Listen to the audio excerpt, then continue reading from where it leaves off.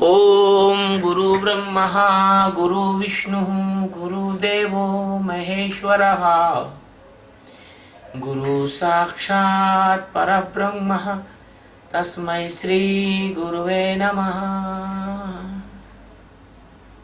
ध्यानमूलं गुरुमूर्ति पूजामूलं गुरुपदं मंत्रमूलं गुरुर्वाक्यं मोक्षमूलं गुरु कृपा। आज जो है गीता के अध्याय 2 का 60वां श्लोक है ना। इस श्लोक में भगवान कहते हैं कि यततो ह्यापि कौन्तेयः पुरुषस्य विपश्चितः इंद्रियाणि प्रमथीनि हरन्ति प्रसभं मनः। यतत हि अपि कौन्तेय पुरुषस्य विपश्चितः इंद्रियाणि प्रमथानि हरन्ति प्रसभं मनः। यतत का मतलब होता है यत्न करते हुए, ही यानी क्योंकि आसक्ति का नाश न होने के कारण, अपि यानी भी, पुरुषस्थ यानी पुरुष के, विपश्चित यानी बुद्धिमान, इंद्रियाणी का मतलब इंद्रियां, प्रमथीनी यानी प्रमथ स्वभाव वाली, हरंत यानी हर लेती हैं, प्रसभम यानी बलात् बलपूर्वक, मनः यानी मन को। भगवान कहते हैं कि इंद्रियों की प्रबलता का जो निरूपण है वो बता रहे हैं। इंद्रियों की प्रबलता का निरूपण करते हुए कहते हैं कि हे कुंती पुत्र अर्जुन, क्योंकि आसक्ति का नाश नहीं हुआ है, अतः ये प्रमथन स्वभाव वाली इंद्रियां यत्न करते हुए बुद्धिमान पुरुष के मन को भी बलात् हर लेती हैं। हर लेती है मतलब मन को का हरण कर लेना, यानी मन को अपनी वासनाओं में शामिल कर लेना। सद्गुरु सच्चिदानंद भगवान श्री कृष्ण अनंत कोटि ब्रह्मांड नायक राजाधिराज, भक्तों जिज्ञासु ऋषियों और मुनियों के प्रतिपालक और माया में सोए हुए जीवों का उद्धार करने वाले, आप अपने प्रिय शिष्य अर्जुन के माध्यम से सारे संसार को गीता का ये उपदेश दे रहे हैं। कहते हैं कौन्तेय, है कुंती पुत्र अर्जुन, अज्ञानी की जो इंद्रियां होती हैं वो बरसात में बहती हुई नदी के समान होती हैं। वो इतनी बलवान होती हैं जैसे बरसात में अत्यंत वेगवती बलवान नदी होती है, उसमें कुछ भी ठहर नहीं सकता, सब कुछ बह जाता है। ऐसे ही मन को मथित और व्यथित और आकर्षित और लुभाने वाली तीव्र चुंबकीय शक्ति संपन्न होती है। ना चाहते हुए भी अज्ञानी का जो मन है वो किसी न किसी इंद्रिय के विषय में फंस ही जाता है। जैसा हमने पूर्व के श्लोकों में आपको समझाया था कि अज्ञानी हो या साधक हो, इसकी इंद्रियां तो हट से काबू में आती नहीं। रामचरितमानस में के उत्तरकांड के 117 दोहे में ये बात बताई गई है, दोहे के बाद में, कि इंद्रिय द्वार झरोखाना, इंद्रियों के जो द्वार हैं वो कई झरोके हैं, वहां से ऐसी बयार चलती है वासनाओं की कि आपका ज्ञान का दीपक बुझाने के लिए बिल्कुल तेज हवा चलने लग जाती है। और उस समय अपने ज्ञान को बचाने के लिए साधकों को गुरु की कृपा की आवश्यकता होती है। आपकी जो इंद्रियां हैं वो, ये प्रमथीनी, ये बहुत गहरा शब्द है। आप कितना भी यत्न कर लो, लेकिन आप इस प्रमथन स्वभाव वाली इंद्रियों से बिना ज्ञानी सद्गुरु की कृपा के बच नहीं सकते। देखिए रामायण में एक और मतलब चौपाई आई है कि कोटि कोटि मुनि जतन कराही, अंतराम कहूँ आवत नाही। ये जो बाली ने कहा है भगवान श्री राम से, जब तो इसका यह अर्थ क्या होता है कि कोटि कोटि अगर करोड़ों तरह के यत्न भी मुनि लोग करते हैं, फिर भी जो अंतरात्मा में जो राम है उनका साक्षात्कार नहीं मिल पाता है।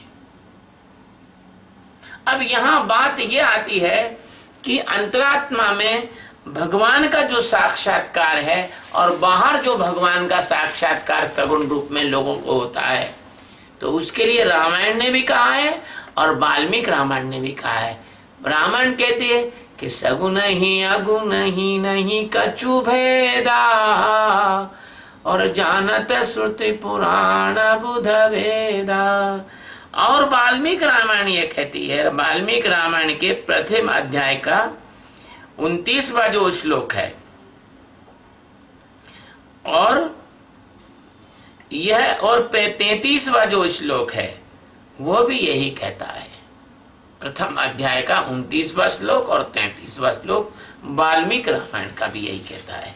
तो जो आपकी जो प्रमथन स्वभाव वाली इंद्रियां हैं, ये जो हैं आपको क्या करती हैं कि आप कितना भी यत्न कर लो, लेकिन आपके जो अंतराम है, अंतिम अवस्था क्या है? रामत्व है, राम की अवस्था है।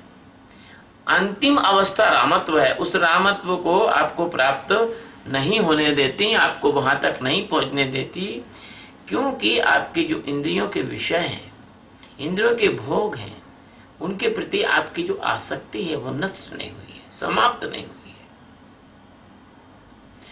और वो समाप्त कब होती है? जैसे पिछले श्लोक में मैंने कहा था कि बहुत काल कीजे सत्संगा तब कब होए मोह ब्रह्म भंगा। तो आप बहुत समय तक सदगुरु की सेवा में और सदगुरु के सानिध्य में जब रहते हैं लंबे समय तक, तब कहीं ये आपकी आसक्ति समाप्त होती है। मैं आपको दो बातें बताऊंगा। अज्ञान काल की बात है, मेरी खुद की बात है। मैं अपने सदगुरु के साथ में, एक गांव था बमोहरी गांव, वहां मैं गया और गुरु महाराज की सेवा में था। मैं गुरु महाराज का चपरासी था। मैं गुरु महाराज पीछे चलते थे, मैं आगे आगे दौड़ता था। उनका कंबल अपने हाथ में रखता था, कमंडल दूसरे हाथ में रखता था। जहां सदगुरु को बैठना है वहां पहले जाके मैं कंबल बिछा देता था और कमंडल हाथ में लिए पकड़े रहता था। कुछ जो दीक्षा देते थे तो उस कमंडल से जल वो लोगों की हथेली पर रखते थे और मैं उस समय जब वो दीक्षा देते तो कमंडल उनको दे देता था। गुरुदेव का पक्का शिष्य था, पक्का सेवक था मैं। तो क्या हुआ कि दोपहर का समय, अब सभी सुबह का कार्यक्रम सब निपट गया, दीक्षा प्रवचन का सबका, और दोपहर के समय हम 12 साढ़े 12 1 बजे हम भोजन के लिए बैठे। तो भोजन के लिए बैठे तो वहाँ केले की सब्जी बनाई थी उन्होंने, सूखी सब्जी केले की, कच्चे केले की, और वो सब्जी मुझे बहुत अच्छी लग रही थी। तो मैंने केले की सब्जी मुझे बहुत स्वादिष्ट लगी। तो भोजन जो परोसने वाली बहन थी उसने पूछा कि भैया आपको क्या दूं? तो मैंने कहा केले की सब्जी अच्छी लग रही है, वो दे दो। और भाई मेरा इतना ही कहना हुआ, और पास में एक डॉक्टर श्री राम जी खड़े हुए थे, यादव साहब, और उन्होंने जैसा सुना तो वैसा ही एकदम से ढुटकार के मेरे को बोले, क्यों तुम जो है केले की सब्जी खाने यहाँ आए हो? वो मेरे अज्ञान पर चोट करना चाहते थे, उनका कोई गलत उद्देश्य नहीं था। बोले तुम केले की सब्जी यहाँ खाने कहाँ आए हो? अगर तुमको केले की सब्जी खाना थी तो जहां तुम घर, तुम्हारे यहाँ पर जहां तुम रहते थे वहीं खा लेते। यहाँ केले की सब्जी खाने आए हो क्या? तुम्हारी स्वाद में इतनी आसक्ति है? बस उन्होंने जो कहा तो मैंने तुरंत जो है, हाँ उन्होंने ये भी कहा कि स्वाद में इतनी आसक्ति है तुम्हारी, तो महापुरुषों के साथ क्या कर रहे हो? मैंने तुरंत अपने अंतःकरण में अंदर झांक के देखा तो मैंने देखा कि हाँ यार, उनके कहने पर मेरे अंदर से अहंकार भी खड़ा होने लगा, और फट से मैंने साक्षी से देखा तो थोड़ा थोड़ा मुझे क्रोध भी आने लगा। लेकिन मैंने उसको देखा तो मुझे लगा कि हाँ ये बात तो सही है, मेरा मन जो है उस केले की सब्जी में रस ले रहा था। तो ऐसा होता है कि आपका जो मन है वो रस लेता है किसी चीज में, किसी एक विशेष इंद्री में, तो ये जो है वो इंद्रिय आपको खींच लेती है प्रमोथानी। फिर मैंने जब देखा तो मैंने पाया डॉक्टर साहब बिल्कुल सत्य कह रहे हैं।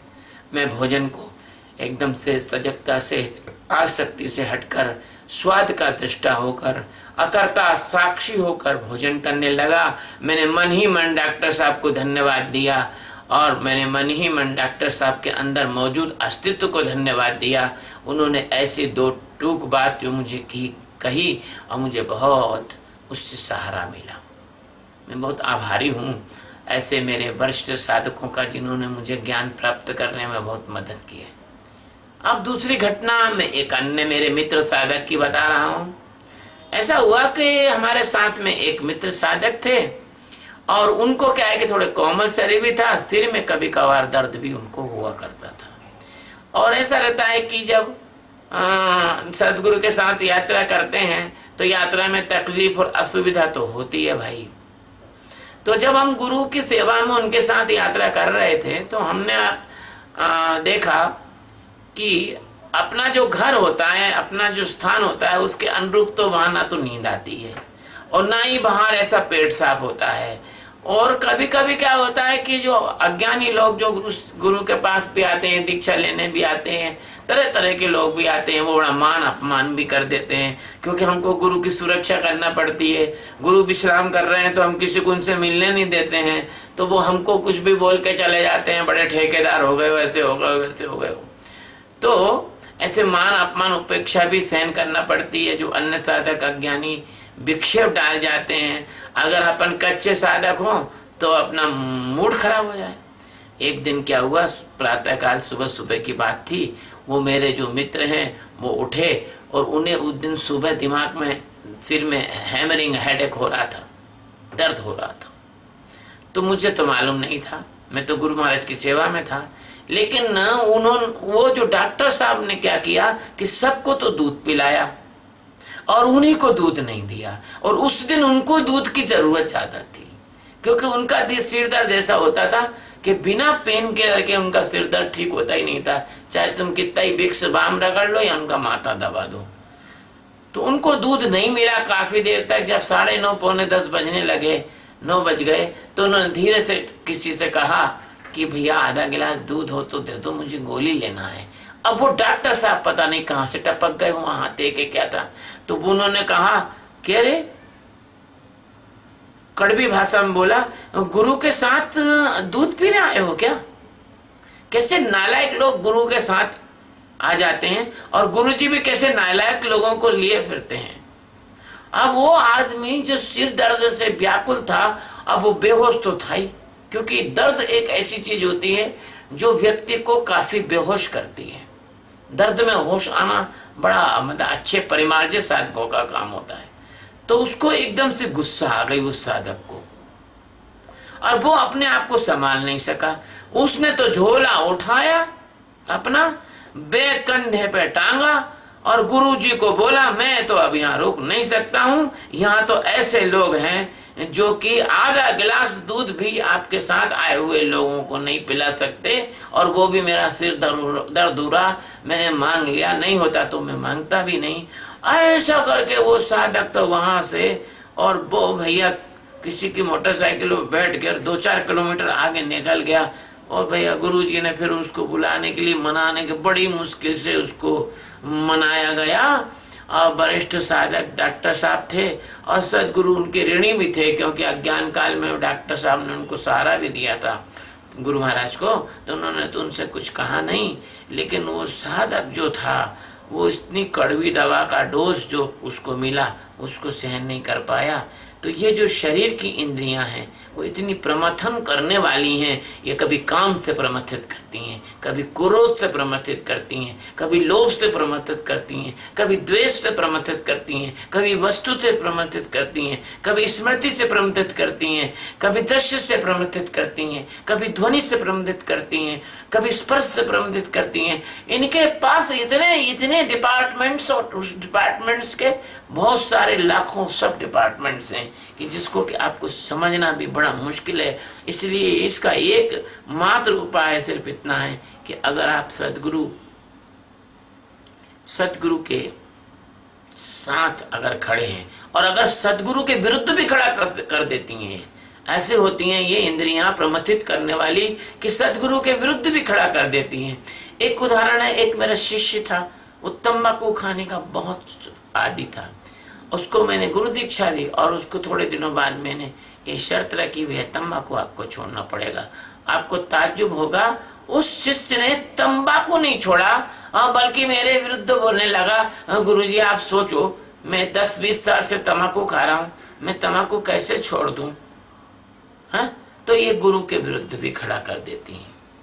कभी कभी दया करके अपन कुछ ऐसे लोगों को, क्योंकि अग्नि होता है, सदगुरु गंगा होता है, पात्र अपात्र नहीं देखता, कभी कभी अपात्रों को भी दीक्षा दे देते हैं। तो अपात्र लोग जो हैं, उनकी जो इंद्रियों के वश में वो रहते हैं, प्रमथित करने वाली इंद्रियों के वश में वो रहते हैं, तो वो गुरु के विरुद्ध भी ये इंद्रियां आपको, ये मन आपको खड़ा करता है और ऐसी बेहोशी लाता है। आपका मन आपको, यदि आपकी आसक्ति और आपका रस लेने की जो इच्छा है अगर ये नष्ट नहीं हुई, तो आपका मन आपको ऐसी बेहोशी लाता है कि आपको एक जन्म नहीं बल्कि कई जन्मों तक होश नहीं आने देगा। आप तो बहुत बड़े भाग्यशाली व्यक्ति हो कि घंटे 2-4 घंटे, 2 दिन 4 दिन बाद आपको साक्षी पुनः खड़ा हो जाता है। लेकिन कई लोग तो ऐसे होते हैं कि जो मन से हटने की कला जानते ही नहीं है, वो एक क्षण की बेहोशी में ये आपकी इंद्रियां कई जन्मों तक आपको भटका सकती है। आप कितना भी यत्न कर लो, आप बच नहीं सकते इस प्रमथन स्वभाव वाली इंद्रिय से। अच्छे अच्छे ऋषि मुनि औंधे मुंह गिर गए, है ना। आप ये समझ लीजिए, मैं उदाहरण देता हूँ इतिहास का। एक विश्वामित्र का मेनका के कारण गिर गए और काम के कारण गिर गए, काम वासना के कारण। दुर्वासा वो जो है क्रोध के कारण, जमदग्नि ऋषि क्रोध के कारण, नारद जी मोह के कारण। भारत के इतिहास पुराणों में ऐसी हजारों कथाएं हैं जो इन प्रमथन स्वभाव वाली इंद्रियों के द्वारा पतित किए गए बुद्धिमान पुरुषों की हार का प्रमाण है।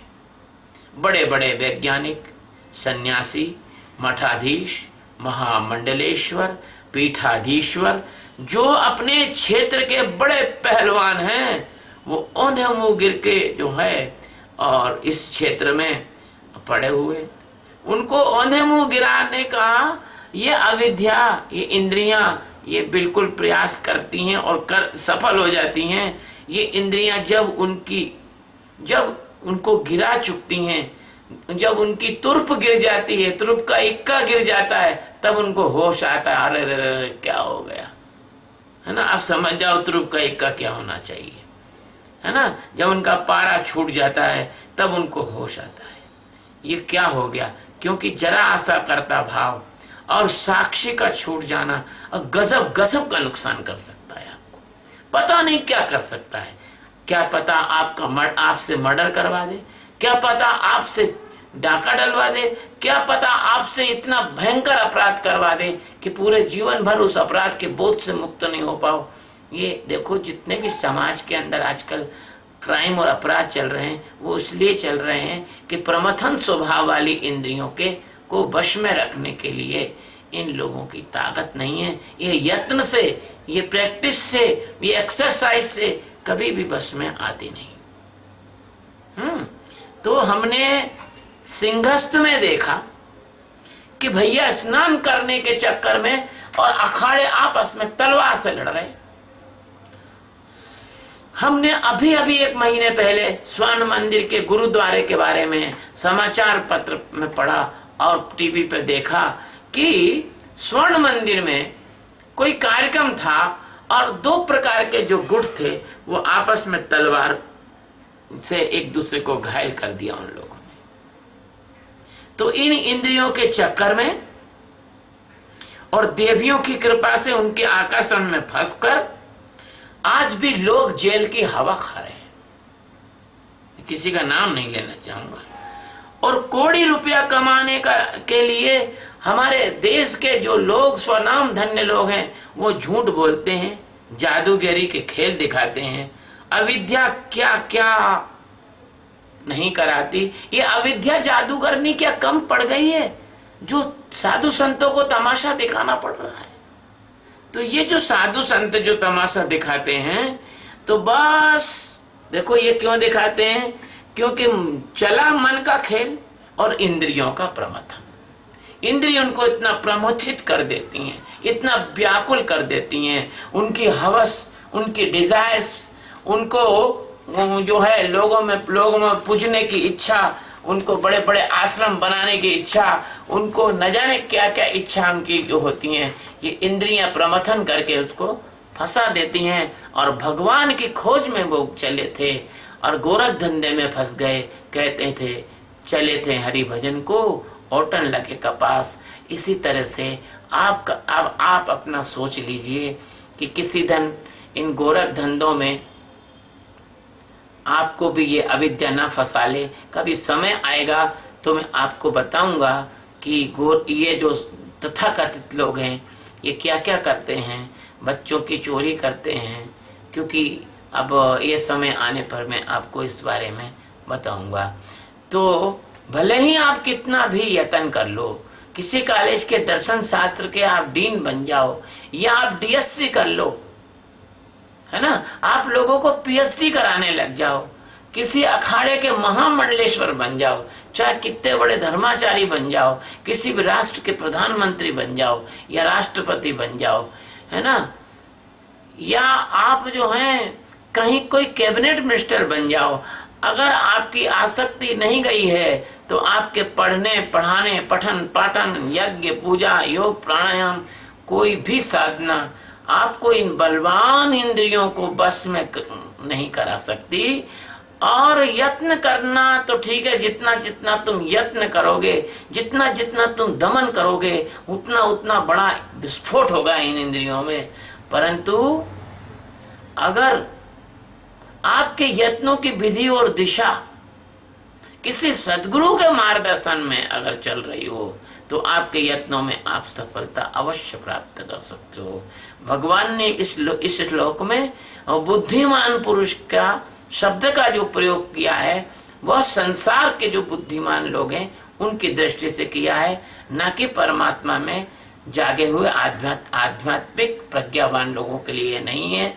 इसलिए यह संसार की जो तुम्हारी बुद्धि है ये दो कौड़ी की है। संसार में जो बुद्धिमान है, आध्यात्म में व्यक्ति एकदम असफल है, एकदम मूढ़ है, क्योंकि तुम्हारी बुद्धिमत्ता जिसको जगत जानता है, आपकी बुद्धि आपको जन्म मरण से मुक्त नहीं कर सकती, आपको जन्म मरण के गड्ढों में ही ले जाएगी।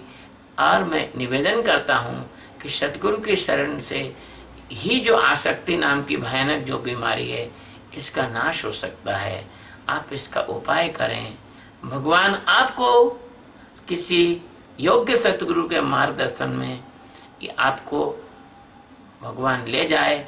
और पुनश्च मैं कह सकता हूँ कि यह जो आसक्ति दोष है यह एक विषय का नहीं होता, इसके ऐसे हजारों प्रकार के विषय होते हैं, इसके लाखों उदाहरण हैं। इसलिए थोड़े से विवेचन में आप अधिक जानना और जो मैं कह रहा हूँ वो आप अपने ऊपर घटित करना और आप अपने आप को एक प्रयोगशाला, एक लेबोरेटरी बनाओ और अपने अंदर झांको, अपने अंदर की प्रत्येक घटना को देखो। आप पाओगे कि आप अंदर से बहुत बंधे हुए हो और आपको सद्गुरु की बहुत आवश्यकता है। भगवान आपके अंदर मौजूद जो राम तत्व है, आपके अंदर मौजूद जो सच्चिदानंद तत्व है, उसके साक्षात्कार करा के आपको इस जन्म मरण से मुक्त कराए। यही श्लोक का सार है। शिवोह।